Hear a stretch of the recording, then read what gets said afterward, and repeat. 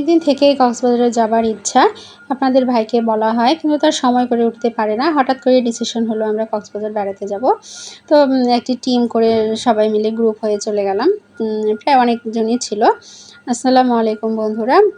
আপনারা সকলে নিশ্চয়ই ভালো আছেন। আমিও আল্লাহর রহমতে ভালো আছি। তাহমিনাস ব্লগস থেকে একটি লং ভিডিও নিয়ে আসলাম আপনাদের সামনে। আপনারা ভিডিওটি দেখবেন এবং পেজটি লাইক, ফলো, কমেন্ট করবেন। আমার পাশেই থাকবেন। আপনাদের সাহায্য সহযোগিতা ছাড়া পেজটি কখনো গ্রো করতে পারবে না।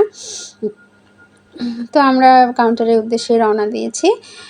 কাউন্টারে আমাদের কাউন্টারটি ছিল কল্যাণপুরে। সেখান থেকে আমরা কক্সবাজারের উদ্দেশ্যে রওনা দেব। আমাদের টিমে যারা ছিল সবাই কল্যাণপুরেই উপস্থিত ছিল। তো আমাদের 10 মিনিটের বিরতির জন্য গাড়িটি থেমেছে পথে। কিছু যার যা সমস্যা বা ক্ষুধা এসবের জন্য 10 মিনিটের জন্য বিরতি দিয়েছে। জায়গাটি বেশ ভালোই, সবুজে ঘেরা। আমার তো বেশ ভালোই লেগেছে। আমাদের কক্সবাজার যেতে পথে 3 বার বিরতি দিয়েছিল।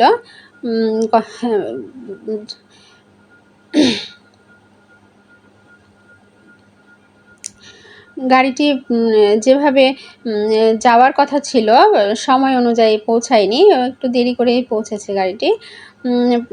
পাশে একটি ছোট বাচ্চাদের একটি পোশাকের দোকান ছিল। এখানে বাচ্চা বড় সবারই পাওয়া যায়। বেডশিট ছিল, বেডশিট সহ শীতের চাদরও ছিল। হালকা হালকা ঠান্ডা পড়ে গেছে গ্রামাঞ্চলে। ঢাকায় এখনও তো তেমন ঠান্ডা পড়েনি। যারা ঢাকায় থাকেন তারা বুঝবেন যে এখনও ফ্যান চালাতে হয়, এসি চালাতে হয়। কিন্তু ঢাকার আশেপাশে যে গ্রামগুলো আছে সেগুলোতে অবশ্য ঠান্ডা পড়ে গেছে। এই জন্য শীতের পোশাকও দোকানগুলোতে রাখে এখন। আর জায়গাটি বেশ ভালোই ছিল, সবুজে ঘেরা চারদিকে। আমাদের গাড়িটি ছাড়ার পরে আবার অন্য জায়গায় 10 মিনিটের জন্য বিরতি দিয়েছে। আমরা আবার সেখানে নামলাম, কিছু খাওয়া দাওয়া করলাম। সকলেরই খিদা লেগেছিল। সবাই বলল যে খাবে। তো আমাদের যেহেতু কক্সবাজার পৌঁছাতে দেরি হবে, প্রায় 1:30 বেজে যাবে।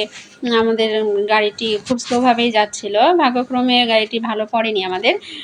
তো আমরা কিছু খেয়ে নিলাম। এখন সকাল হয়ে গেছে, প্রায় 6টা বাজে। তাই আমরা খেয়েও নিলাম যে আবার কোথায় থামবে না থামবে, আবার নাও থামতে পারে।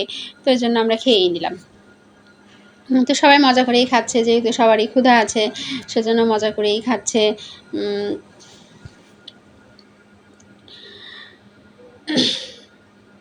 খাচ্ছে আর সবাই গল্প করছে, মজা করছে। আবার আমরা যাত্রা শুরু করলাম। চট্টগ্রামের যেই পথগুলো আছে দেখতে বেশ ভালোই লাগে। পাহাড়ের উপরে বাড়িঘরগুলো আছে। আমি অবশ্য গাড়ি থেকেই এগুলো ক্যাপচার করছিলাম যে পাহাড়ের উপরে বাড়িগুলো আমার বেশ ভালো লাগে এবং মনে হয় যে আমি ওখানে গিয়ে একটু দেখতাম যদি, উঠতে পারতাম যদি, কিন্তু সেরকম আসলে কোনো অপশন ছিল না আমাদের। আমরা আসলে পাহাড়ে উঠতেও পারিনি। আমরা অনেক লোকজন ছিলাম। এক একজনের এক এক রকম মতামত ছিল যে এক একজন এক এক জায়গায় ঘোরার মতামত পোষণ করছিল। সেজন্য পাহাড়ে ওঠার ইচ্ছা থাকলেও আসলে পাহাড়ে যেতে পারিনি। আমরা বেশ মজা করেছি। মহেশখালীতে গিয়েছি, বেশ ভালোই লাগে। আমার তো বেশ সমুদ্র ভালো লাগে, এজন্যই আমি সমুদ্রের বিচেই বেশি ছিলাম। ওখানে ভিজেছি, ওখানে মজা করেছি, বিচের মধ্যেই অনেক সময় কাটিয়েছি। আর আমাদের জার্নি করতে করতে অধৈর্য হয়ে গেছিলাম সবাই, যে এতক্ষণ ধরে গাড়ির মধ্যে গাড়ি আমাদের ছেড়েছে 12টায়, অথচ আমরা এখনও পৌঁছাতে পারছি না। প্রায় আমাদের সময় লেগেছে 12টা থেকে 1:30 পর্যন্ত, 25 ঘন্টার মতন আমাদের সময় লেগেছে জার্নিতে। আর এত সময় লাগার কথা না, তো গাড়িটি হয়তো আমাদের ভাগ্যে তেমন ভালো পড়েনি, তাই আমাদের সময়ও লেগে গেছে অনেক। এই যে গ্রামের মনোরম দৃশ্য আর গাছগাছালি, আমার তো বেশ ভালোই লাগে।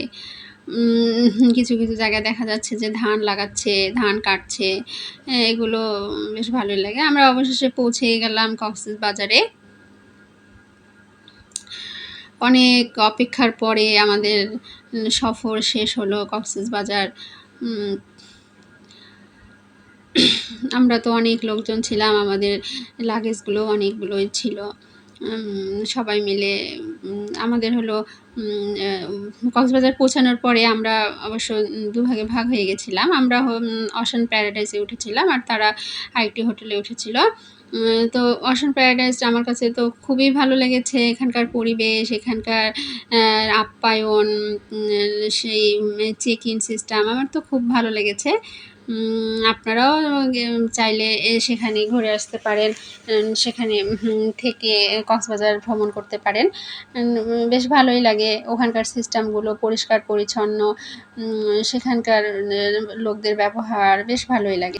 এখানে এক পরিবার তাদের সাথে কথা বলছে, বাচ্চার জন্য খাবার নিয়ে এসেছে, রাইস কুকার নিয়ে এসেছে, তারা রান্না করে নিজেরাই খাওয়াবে বাচ্চাদেরকে, কিন্তু এখানে এলাও করছে না, বলছে আপনারা সব সরঞ্জাম দিয়ে দেবেন, আমাদের শেফ রান্না করে দিবে।